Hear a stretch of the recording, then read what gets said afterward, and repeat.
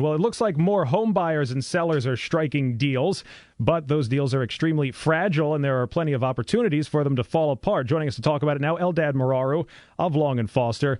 It's good to see deals are getting made, but it seems like a lot of people are doing some second guessing after they come to these agreements. Right. So what's happening is that buyers, having heard on the news that it's a buyer's market, have a certain expectation, and when they see the reality, most of them feel once they do get a ratified contract that they overpaid for their homes. But at the same time, these sellers feel like they gave the house away. So you're starting off right off the bat with a lot of tension between buyers and sellers. And how do you mitigate, that tension? You as a realtor, it's got to be tough because you're balancing two sides that, both want to get a deal done, but all of a sudden are putting the brakes on.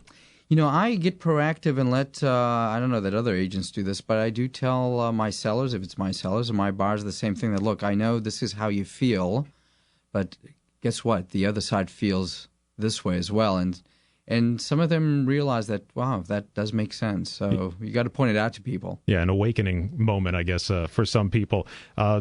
Places that these moments come up a lot, inspections, appraisals, things like that. We'll start with inspections. How are they sinking deals? Right, so what happens is that buyers, because they feel like they overpaid, feel like the house should be in great condition, and if not, needs to be brought up to, in their opinion, what is great condition. So the list of demands they make from a home inspection are much more detailed and involved, and sellers feel like, hey, I just gave you a great deal on this house. You're being incredibly nitpicky, and I don't see why I should do all these things. And appraisals are tricky just for the lenders and the financing aspect of it, getting them to get on board with it, but also with the uncertainty of the market, how hard it is to assign a value to houses right now. Right, so appraisers have a real challenge. Not all the time. Sometimes an appraisal can be very straightforward, but finding good comps that support the price can be very tricky. So they've got to get creative.